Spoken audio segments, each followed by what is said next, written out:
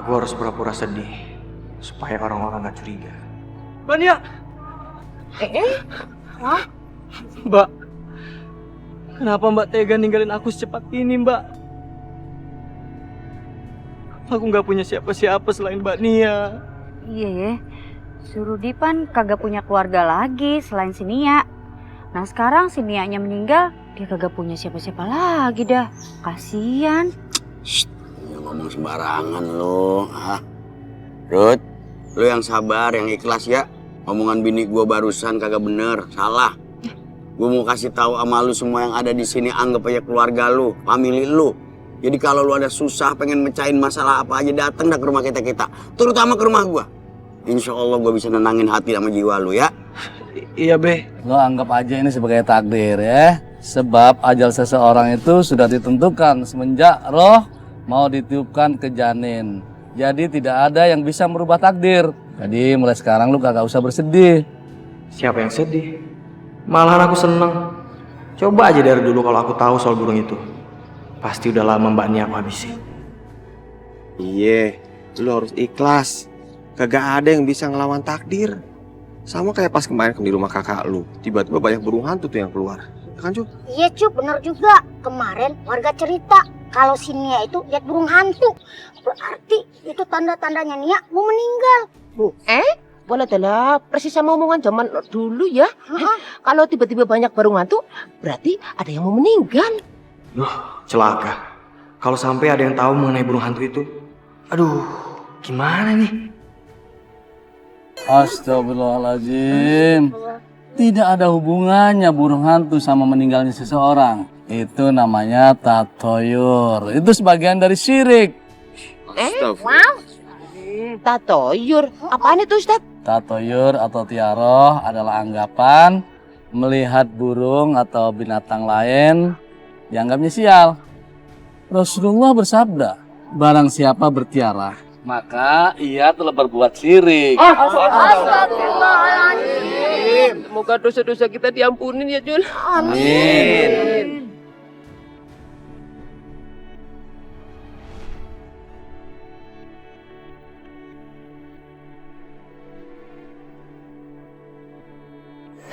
Ran, Iya mas. aku itu benar-benar sangat mencintai kamu.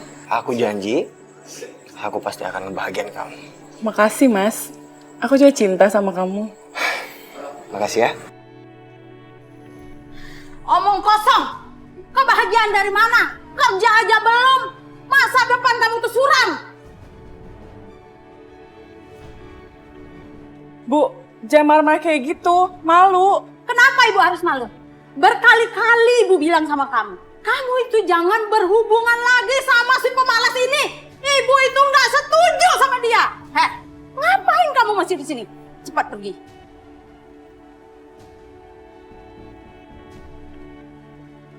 Bu, jangan usir Mas Rudi, Bu. Aku cinta sama Mas Rudi. Cinta? Kamu itu mau makan cinta? Baiklah Bu, biar saja yang pergi. Ya udah jangan lama-lama. Sah, buruan pergi.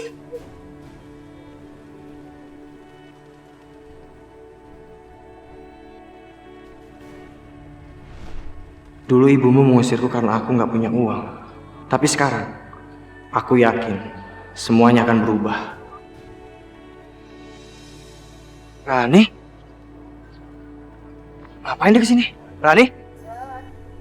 Mas Rudi, apa kabar? Aku baik.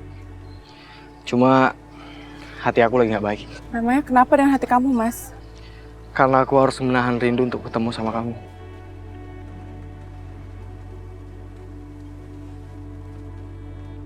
Udahlah Mas, nggak usah ngegombal. Aku tahu kok Mas juga masih sayang sama aku. Karena aku masih sayang sama Mas. Bener kah? Swear. Tapi aku nggak bisa nentang apa mau ibu aku, Mas.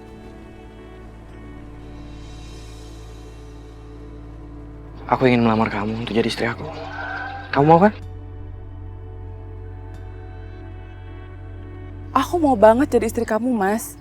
Tapi kamu tahu kan, dari dulu ibu nggak setuju sama hubungan kita. Iya, aku tahu itu, tapi itu mungkin dulu. Karena aku dulu belum punya kerjaan, aku kere. Tapi sekarang, aku tuh udah punya kerjaan. Dan aku udah gak kere lagi. Yang bener Mas, kamu udah punya kerjaan. Ya. Alhamdulillah ya Allah.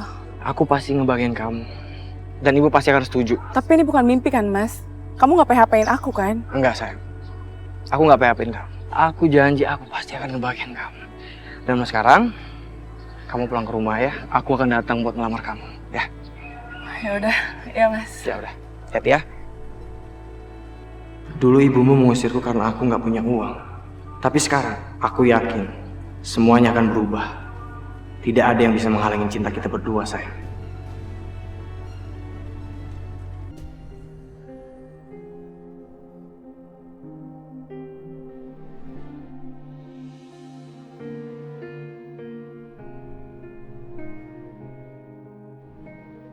Aku harus tahu siapa selingkuhnya Amara. Kalau sampai itu terbukti, aku jadi punya alasan untuk mencarikan Amara.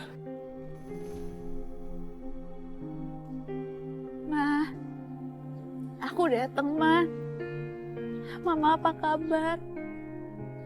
Aku sangat merindukan Mama. Apalagi di saat mengandung seperti ini, Ma. Aku benar-benar butuh Mama. Aku butuh Mama untuk menghiburku, untuk teman cerita. Sebab aku nggak punya teman, Ma. Aku nggak punya siapa-siapa. Bahkan suami aku aja nggak mau mengakui kalau ini anaknya, Ma. Aku harus gimana? Apa? Apa aku nggak salah dengar? Tapi Amara sendirian di sini, nggak ada orang lain. Mana mungkin dia bohong? Jadi, apa benar Amara sedang mengandung anakku? Aku nggak tahu gimana caranya supaya Reno mencintai aku. Supaya dia mau mengakui kalau ini benar-benar anaknya, Ma. Karena aku nggak mau membiarkan anak ini lahir tanpa ayah.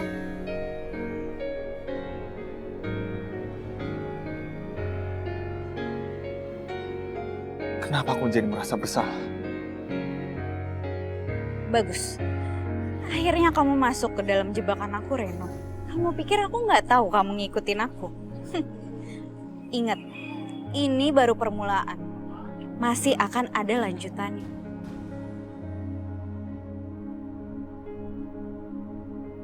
Yaudah, Ma. Aku pamit ya.